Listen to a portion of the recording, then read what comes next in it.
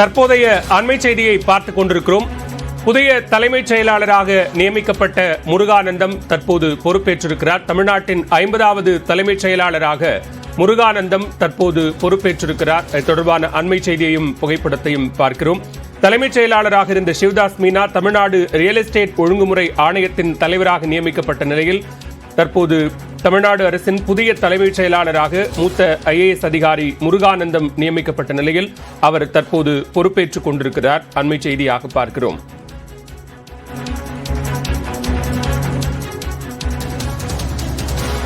ஆயிரத்து 1991 ஆண்டு தமிழ்நாடு கேடர் IAS அதிகாரியான இவர் MBA பட்டதாரி. 2001 ஆண்டு முதல் 2004 ஆண்டு வரை கோவை மாவட்ட ஆட்சியராக முருகானந்தம் பணியாற்றியிருக்கிறார். மேலும் ஊரக வளர்ச்சித்துறையின் இணைச் செயலாளர், முதன்மை உறைவிட ஆணையர், நிதித்துறை செயலாளர் உள்ளிட்ட பல்வேறு பொறுப்புகளில் பணியாற்றிய மூத்த IAS அதிகாரி முருகானந்தம் தற்போது தமிழ்நாட்டின் 50வது தலைமைச் செயலாளராக பொறுப்பேற்றுக் கொண்டிருக்கிறார்.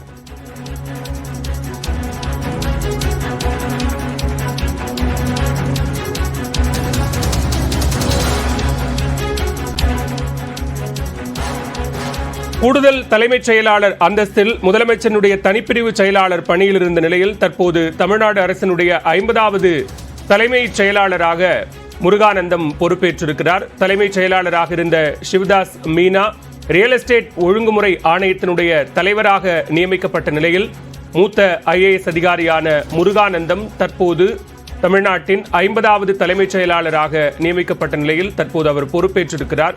கூடுதல் விவரங்களோடு இணைகிறார் சிறப்பு செய்தியாளர் அபினேஷ். தற்போது தலைமைச் செயலாளராக முருகானந்தம் பொறுப்பேற்றிருக்கிறார். விவரங்களை பதிவு செய்யலாம். பாலுவேல், தமிழ்நாடு அரசின் 50வது ஒரு தலைமைச் செயலராக முருகானந்தம் IAS நியமிக்கப்பட்டிருக்கிறார், மாற்றப்பட்டிருக்கிறார். தமிழ்நாடு அரசினுடைய புதிய தலைமைச் செயலராக முருகானந்தம் IAS மாற்றப்பட்டு அவர் தன்னுடைய பொறுப்பையும் இன்றைக்கு பொறுப்பேற்றுக் கொண்டிருக்கிறார். 1991 ஆண்டு IAS பேட்ச் அதிகாரியான இவர் சென்னையை சேர்ந்தவர். மிக முக்கியமான பொறுப்புகள்ல அவர் கடந்த காலங்களில் பணியாற்றிருக்கிறார். 1991 ஆண்டு IAS பேட்ச் அதிகாரியான இவர் மிக முக்கியமான நேரத்தில் நிதித்துறை செயலாளர், அதே போல தற்போது முதலமைச்சர் MK ஸ்டாலினின் தனிப்பிரிவு செயலாளர் 1 என்கிற பொறுப்பில் இருக்கக்கூடிய நிலையில அவர் தற்போது புதிய தலைமை செயலராக மாற்றப்பட்டு அவர் தற்போது பொறுப்பேற்றுக் கொண்டிருக்கிறார்.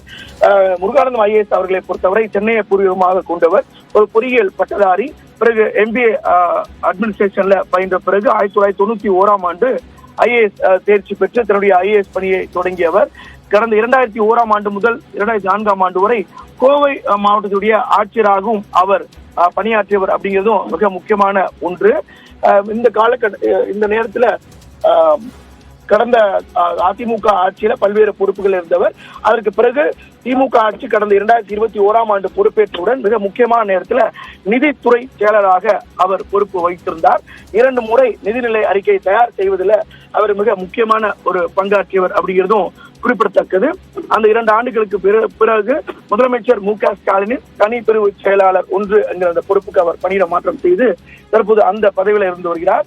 தமிழ்நாடு அரசுடைய கூடுதல் தலைமைச் செயலாளர் அந்தஸ்தில் இருக்கக்கூடிய முருகானந்தம் IAS அவர்கள் தற்போது தமிழ்நாடு அரசுடைய புதிய தலைமைச் செயலராக பணியிட மாற்றம் செய்யப்பட்டிருக்கிறார். அவர் காலை தலைமைச் செயலகத்தில் அந்த தலைமைச் செயலாளர் பொறுப்பையும் அவர் ஏற்றுக்கொண்டிருக்கிறார். ஒரு head of the operations bureaucrats ஹெட்டுக்கு ஒரு மிக முக்கியமான நேரத்தில் இந்த பணி மாற்றம் அப்படிங்கிறதும் குறிப்பிடத்தக்கது. நேற்று இரவே இந்த செய்தியை நம்ம ஒளிபரப்பியிருந்தோம். இவர் வருவார் இவர் தான் அடுத்த CS அப்படிங்கிறதையும் சொல்லியிருந்தோம்.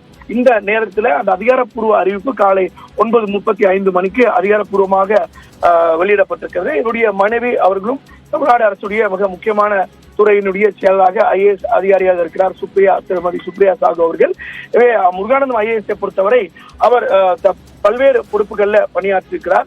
நான் முன்பே சொன்னது மாதிரி கடந்த காலங்களில் டெல்லியில உறைவிட ஆணையர், அதே பிறகு தொழில்துறை செயலாளர், அதுக்கு பிறகு நிதித்துறை செயலாளர், முதலமைச்சர் MK ஸ்டாலினுடைய தனிப்பிரிவு செயலாளர், இப்படி பல்வேறு துறைகள்ல அவர் பணியாற்றியதுக்கு பிறகு தற்போது தமிழ்நாடு அரசுடைய அந்த IAS மூத்த சீனியாரிட்டியில 17வது இடத்துல திரு முருகானந்தம் IAS அவர்கள் இருக்கிறார். அவரை பொறுத்தவரை 17வது இடத்துல இருக்கக்கூடிய நிலையில இன்றைக்கு அவர் தலைமைச் செயலராக 50வது தலைமை செயலராக அவர் நியமிக்கப்பட்டிருக்கிறார் அப்படிங்கிறதும் குறிப்பிடத்தக்கது. பாலவேல். அவினேஷ், இப்போ சிவதாஸ் மீனா தலைமைச் செயலாளராக பொறுப்பேற்று மிக குறைவான காலம்தான் அவர் தலைமைச் செயலாளராக இருந்தார்.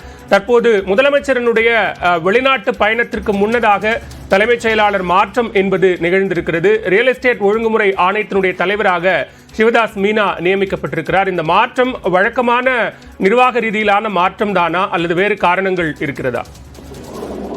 கடந்த ஆண்டு 2023ஆம் ஆண்டு ஜூலை மாதம் தமிழ்நாடு அரசுடைய புதிய தலைமைச் செயலராக சிவதாஸ் மீனா மாற்றப்பட்டார். அப்போது இறையன்பு IAS அவர்கள் பணி ஓய்வு பெற்றதை தொடர்ந்து தமிழ்நாடு அரசுடைய புதிய தலைமைச் செயலராக கடந்த ஆண்டு 2023ஆம் ஆண்டு ஜூன் மாதம் 30ஆம் தேதி அவர் பொறுப்பேற்றுக் கொண்டிருக்கக்கூடிய நிலையில சரியாக ஓர் ஆண்டு 1.5 மாதங்கள்ல அவர் பணியிட மாற்றம் செய்யப்பட்டிருக்கிறார். அடுத்த ஆண்டோடு அவர் பணி ஓய்வு பெறக்கூடிய நிலையில எனக்குரிய 10 மாதங்களுக்கு முன்பே அவர் பணியிட மாற்றம் செய்யப்பட்டிருக்கிறார்.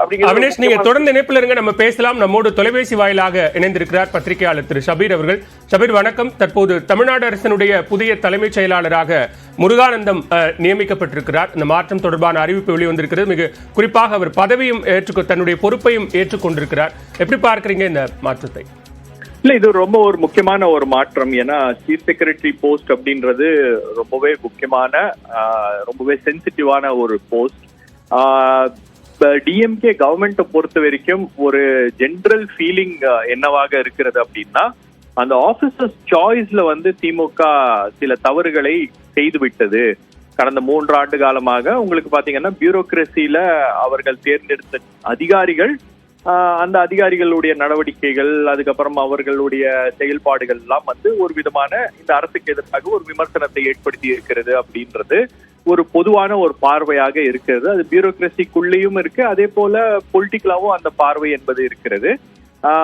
அது ஒரு விஷயமாக இருந்தாலும் இது எதிர்பார்க்கப்பட்ட ஒரு மாற்றம் தான். ஏன்னா சிவதாஸ் மீனா அவர்கள் சீஃப் செக்ரட்டரி பொசிஷன்ல இருந்து அவர் RERA உடைய சேர்மனா நியமிக்கப்பட்டிருக்கிறார். இந்த இடத்துக்கு திரு முருகானந்தம் அவர்கள் தான் வருவார் அப்படின்றது எதிர்பார்த்த ஒரு விஷயம் தான். ஏன்னா அவருக்கு இருக்கக்கூடிய அனுபவம் பிளஸ் அவரு சீஃப் மினிஸ்டருடைய ஆபீஸ்ல செக்ரட்டரி 1 இருந்திருக்கிறார். ஸோ அரசாங்கத்துடைய மிக முக்கியமான விஷயங்கள்ல அவருடைய ஈடுபாடு என்பது கடந்த எப்போ அவரை சீஃப் மினிஸ்டர் ஆபீஸ் போஸ்ட் பண்ணாங்களோ அப்பத்துல இருந்து அதுல அந்த அவருடைய இன்வால்மெண்ட் இருக்கிறது அப்படின்றது இருக்கிறதுனால இப்போ அவரையே சீஃப் செக்ரட்டரியாக நியமித்தால் அது கொஞ்சம் பெட்டராக இருக்கும். ஒரு கோஆர்டினேஷன் தேவை அப்படின்ற ஒரு விஷயம் என்பது தொடர்ந்து உள்ளுக்குள்ளேயே இருந்துட்டு இருக்கு.